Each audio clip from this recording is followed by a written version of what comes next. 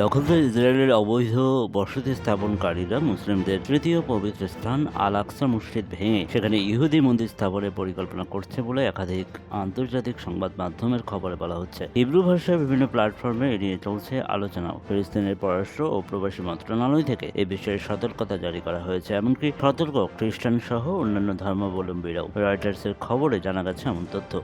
এদিকে আল আকসা মসজিদ ভাঙার ব্যাপারে সতর্কতা দিয়ে ফিলিস্তিনি মন্ত্রণালয় থেকে সামাজিক মাধ্যম এক্স হ্যান্ডেলে একটি পোস্ট করা হয়েছে। এতে জাতিসংঘের সংশ্লিষ্ট সংস্থা ও আন্তর্জাতিক সম্প্রদায়কে বিষয়টি গুরুত্বের সঙ্গে নেওয়ার আহ্বান জানানো হয়েছে। তারা বলছে, আল আকসা মসজিদ ভাঙার পরিকল্পনাকে আমরা দখলকৃত জেরুজালেমে ইসলামিক এবং খ্রিস্টানদের পবিত্র স্থানে পদ্ধতিগত উস্কানি হিসেবে বিবেচনা করি।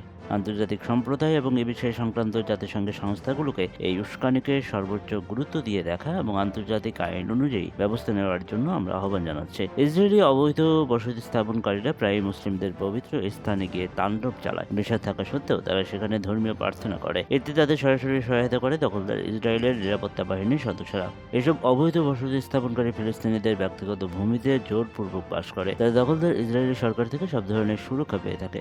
জেরুজালেম স্ট্যাটাস কো অনুযায়ী আল আকসা প্রাঙ্গণে অমুসলিমরা প্রার্থনা করতে পারবে না, তবে সাম্প্রতিক সময়ে সেখানে ইহুদিরা যাওয়া শুরু করেছে। এখন তারা মসজিদ ভেঙে সেখানে থার্ড টেম্পল নির্মাণের পরিকল্পনা করছে। এদিকে গাজা যুদ্ধ বন্ধ ও জিম্মি বিনিময়ের ক্ষেত্রে ইসরায়েলের সঙ্গে পূর্ণাঙ্গ চুক্তির আলোচনা চায় ফিলিস্তিনের স্বাধীনতাকামী সংগঠন হামাস। ইসরায়েলের দেওয়া অন্তর্বর্তীকালীন যুদ্ধবিরতি চুক্তির প্রস্তাব প্রত্যাখ্যান করে গাজায় হামাসের প্রধান খলিল আল হায়া একথা বলেছেন। টেলিভিশনে দেওয়া এক ভাষণে খলিল আল হায়া বলেন, হামাস অন্তর্বর্তীকালীন চুক্তিতে সম্মত হবে না, তবে হামাসের এই অবস্থান ইসরায়েল মেনে নেবে না ও গাজায় তেল আবিবের সাম্প্রতিক অভিযান আরও দীর্ঘায়িত হবে বলেই আশঙ্কা করা হচ্ছে। আলোচনার ক্ষেত্রে নেতৃত্ব দেওয়া হায়া বলেন, গাজা যুদ্ধের অবসান, ইসরায়েলের হাতে বন্দী ফিলিস্তিনিদের মুক্তি ও গাজার পুনর্গঠনের বিনিময়ে হামাস তাদের হেফাজতে থাকা বাকি সব জিম্মিকে মুক্তি দেওয়ার জন্য শিগগিরই আলোচনায় অংশগ্রহণ করতে প্রস্তুত।